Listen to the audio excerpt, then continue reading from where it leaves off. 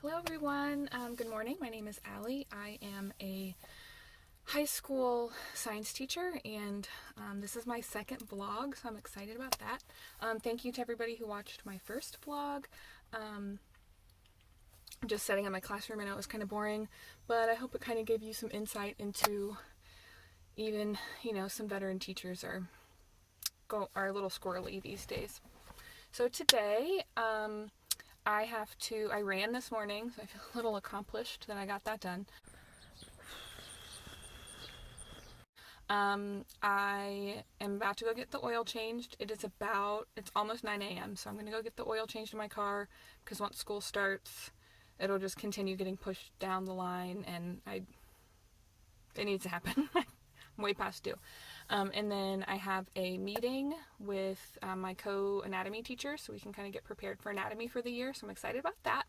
And then later this afternoon, I'm going to get to meet a bunch of freshmen, a bunch of ninth graders who are going to be coming to school kind of for the first time. So our school underwent some renovations.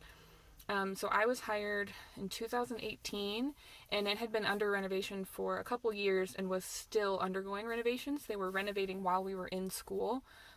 So the building's finally done. It got done, the majority of it. There's like a couple pockets here and there that they were working on, and hopefully, because of COVID, they were able to work unencumbered because there were no people in the building. So hopefully it'll be all finished, but the freshmen will be coming today to kind of figure their way around the building, and I'm going to be a part of that. So y'all, I'm so happy that Jiffy Lube, that's where I went to get my oil changed, is doing in-car oil changes, but I know nothing about where stuff is in my car. I had to pop the hood, didn't know where that was. I had to, they checked my screen, my in-dash screen, about if the oil life had been reset to good. I was like, I don't know how to do that. No, I just get in my car and I go places, and if my car beeps at me, I try and fix it. I don't know where anything is. So I guess, I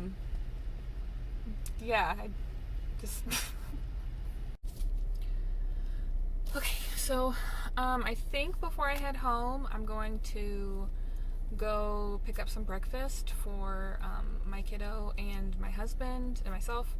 And then I have it's 9:30, so I've got an hour before my meeting with my co-anatomy teacher, and then stuff will probably go very fast today. I do want to talk about this upcoming school year and the Black Lives Matter movement, so that'll probably be a whole other video. I do, at the school I work at, I'm a co-sponsor for, I'm not the main sponsor, I do want to say that, we have somebody else who, that's her job. I'm just a volunteer. Well, it's not her job. She's just in charge of it. Anyway, I volunteer with a Black Student Union, and I love the kids that are in that group. And I don't have my seatbelt on. That's illegal. I'm trying to do too many things today. But I think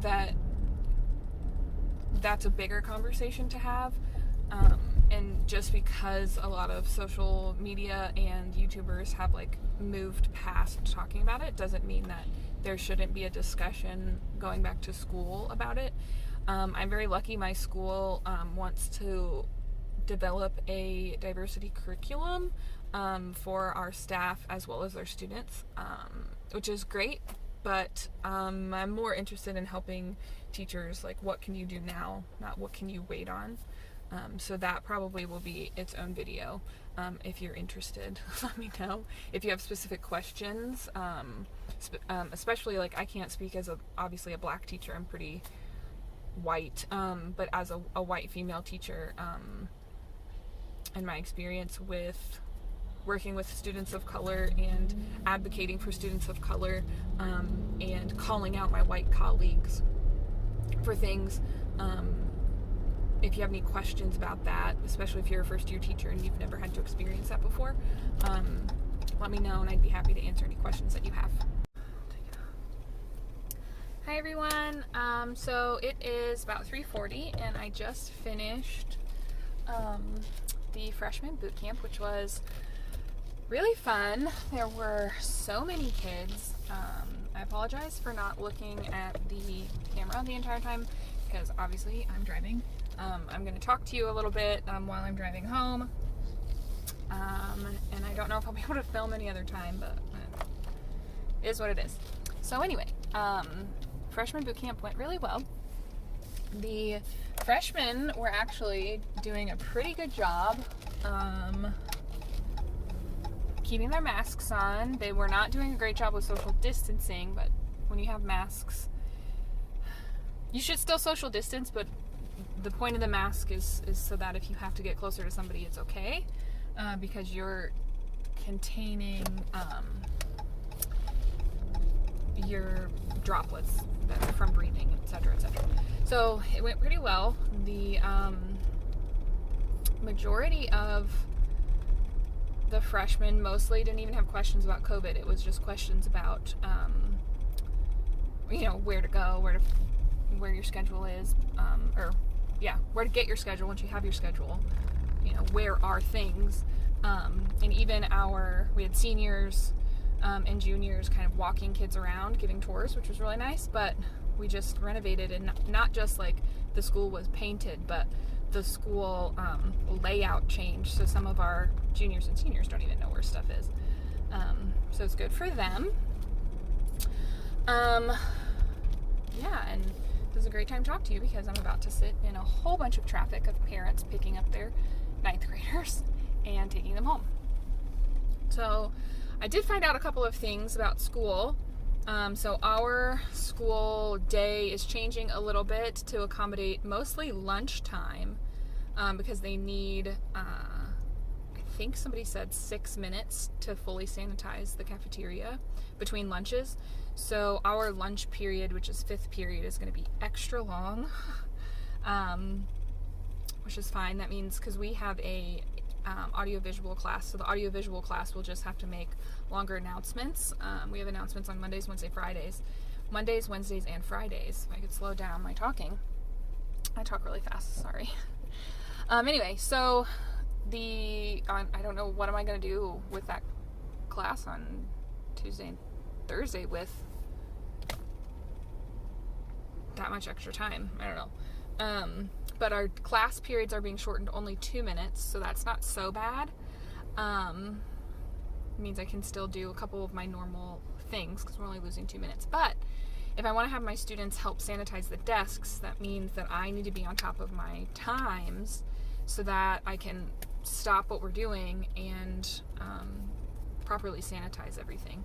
So I've got to come up with some sort of system for that. So if you already have a system or think you have an idea, please, I would love to hear it because I'm just not really sure how I'm going to do that.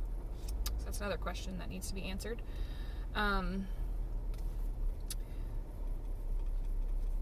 Bathrooms, which is a big thing for me. Like, what are kids going to do that need to go to the bathroom?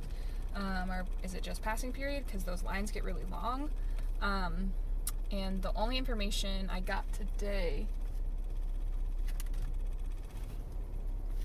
What is that noise? I don't know.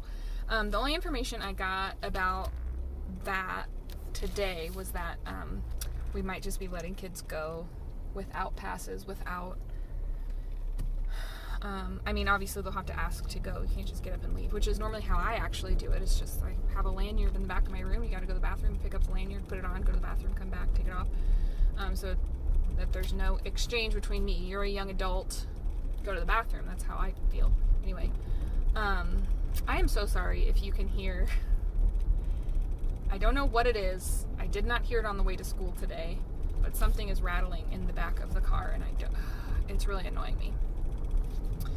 So if you can hear it, I'm sorry. I'm also sorry for the big glares on the camera. It's just really sunny today. Hopefully that fixed the problem. I guess I'll find out when I look at it. So anyway,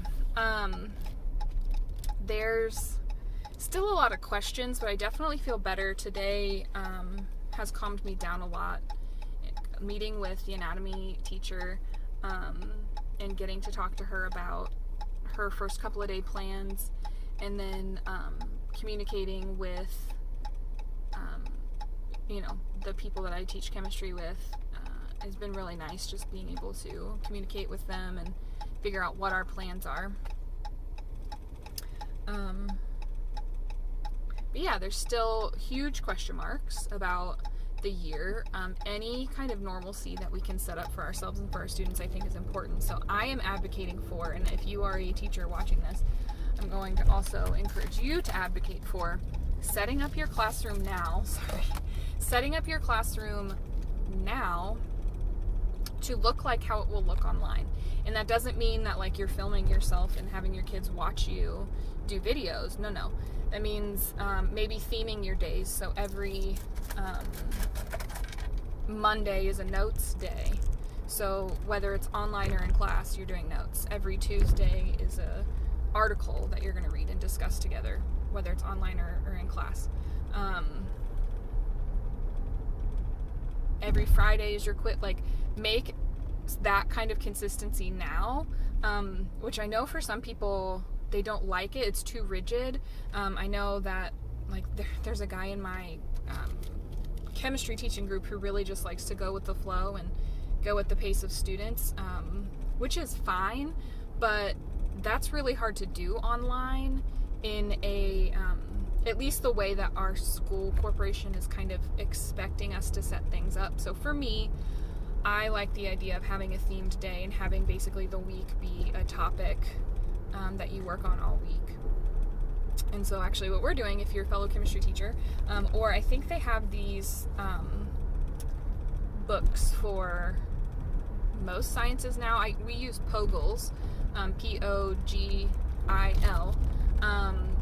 I believe Flynn Scientific, they sell them. I don't know if they are make them.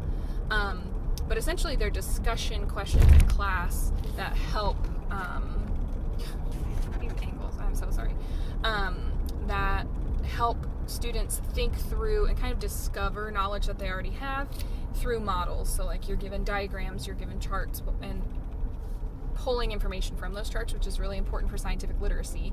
And it's discovering new concepts through that building those scientific literacy skills. I love them. I use at least one per unit, and I have told my coworkers that I think we should use all of them this year and do one a week, so that becomes a habit.